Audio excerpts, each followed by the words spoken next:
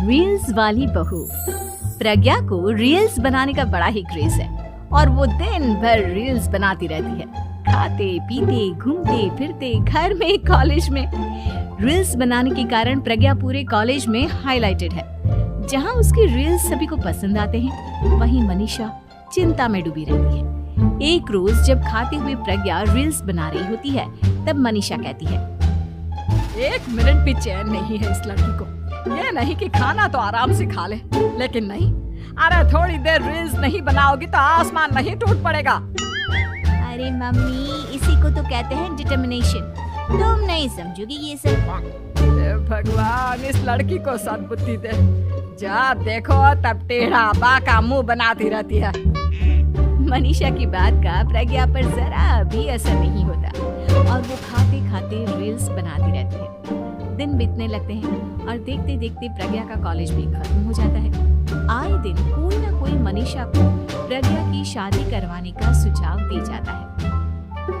सब ठीक ही कहते हैं, प्रज्ञा की शादी कर देनी चाहिए। अपने घर के कामकाज में व्यस्त हो जाएगी तो खुद ही ये रील्स और नाच गाना बंद हो जाएगा।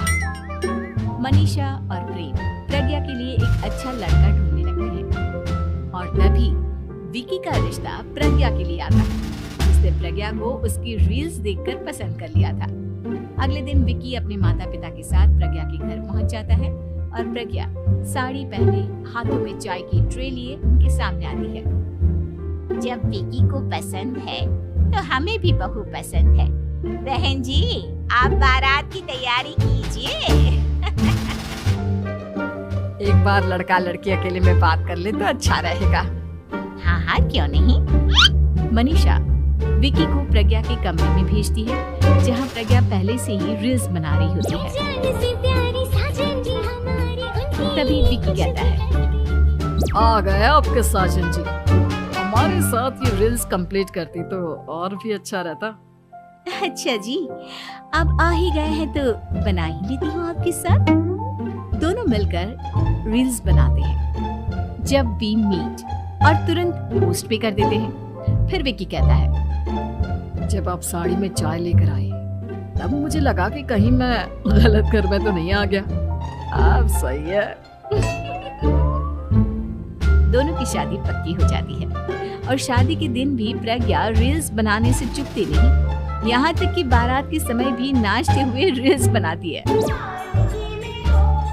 सभी लोग प्रज्ञा की तारीफ के फूल बांध देते हैं और प्रज्ञा नाचती गाती अपने ससुराल चली जाती है। सब कुछ अच्छा चल रहा होता है। प्रज्ञा यहाँ भी दिन भर हर चीज की रील्स बनाती रहती है। लेकिन कुछ दिनों के बाद जब सुनीता कहती है, बहू, ये रील्स के साथ साथ कुछ काम भी कर लिया करो। वैसे तुझे और क्या क्या बनाना आता है? मम्मी जी, वैसे तो सब कहते हैं कि मैं सब कुछ अच्छा बनाती हूँ, लेकिन मुझे लगता है कि मैं मैगी अच्छा बना लेती हूँ। हाँ, कॉफी भी अच्छा बना लेती हूँ और मुंह तो सबसे अच्छा बना लेती हूँ। अच्छा अच्छा। सुनीता अपना माथा पकड़ लेती है और कहती है, बहू, कुछ खाना बनाना भी सीख लेती। मम्मी जी, मैं लंबी प्लानिंग कर रही हूँ। जल्दी ही मैं इतनी फेमस हो जाऊंगी कि मुझे पैसे मिलने लगेंगे। हम दोनों सास बहू राज करेंगे, राज। नौकर काम करेंगे और लोगों की तो लाइन लगेगी हमसे मिलने के लिए। तेरा दिमाग खराब हो गया है क्या बहू? हंसी मजाक तक ठीक है, लेकिन इस तरह घर नहीं चलते। जितना जल्दी हो इस घर के तौर तरीकों को सीख लो। प्रज्ञा मुंह घुमाकर चली जाती है और तुरंत उसी वक्त एक रील बनाती है। ये देख सुनीता का गुस्सा 7वें आसमान पर चला जाता है और विकी के घर आते ही सुनीता उसे सब कुछ बताती है। विकी भी अब प्रज्ञा की इन हरकतों से परेशान हो जाता है। तुम टेंशन मत लो मम्मा, मैं देख लूंगा। विकी कमरे में जाता है तो देखता है कि प्रज्ञा रील्स बना रही है। विकी बड़े ही प्यार से प्रज्ञा से कहता है, प्रज्ञा, इन सब के लिए मैं तुम्हें मना नहीं कर रहा हूँ, लेकिन फिर भी हर वक्त तो ये अच्छा नहीं लगता ना। समझने की कोशिश करो, मुझे भी तुम्हारा थोड़ा वक्त चाहिए। मैं जब ऑफिस से आता हूँ तो मुझे समय देने की जगह इसी में लगे रहती हूँ। तुम ज्यादा ही सोच रहे हो। तुम भी मेरे साथ रील्स बनाओ ना, तुम्हें भी बहुत अच्छा लगेगा। तुम्हें इज्जत से कोई बात समझ में नहीं आती क्या? दिमाग खराब हो गया है तुम्हारा इस चकाचौंध से। अगर तुमने अपना रवैया नहीं बदला तो मैं तुमसे दूर चला जाऊंगा। तुम ही रिश्ता लेकर आए थे, मुझे लड़कों की कमी नहीं थी और ना आज है। विकी दरवाजा पटक कर चला जाता है। धीरे धीरे विकी प्रज्ञा से दूर होता जाता है। एक रोज मनीषा प्रज्ञा के ससुराल उससे मिलने जाती है। तब सुनीता उससे कहती है, बहन जी अब आई हैं तो कुछ दिन यहाँ रहकर जाइएगा, आप ही का घर है। हाँ मम्मी, बहुत दिन हो गए तुम्हारे साथ एक भी रील नहीं बनाई मैंने। प्रज्ञा तुरंत अपने फोन में रील्स ऑन कर लेती है। ये सब मुझसे नहीं होगा। मेरा ये भूत अभी तक नहीं उतरा क्या? बहन जी आप कुछ कहती नहीं क्या इसे? जब आप ही कुछ नहीं कर पाई तो मैं कर ही क्या सकती हूँ। सास तो वैसी ही बदनाम है। शाम को घर की लाइट चली जाती है और मनीषा प्रज्ञा से कहती है, मेरे घुटनों में बहुत दर्द हो रहा है, तू लाइट का कुछ इंतजाम करना बेटा। अच्छा कैंडल जला देती हूँ मम्मा। प्रज्ञा गाते हुए कैंडल जलाती है और खिड़की के पर्दे के पास रख देती है।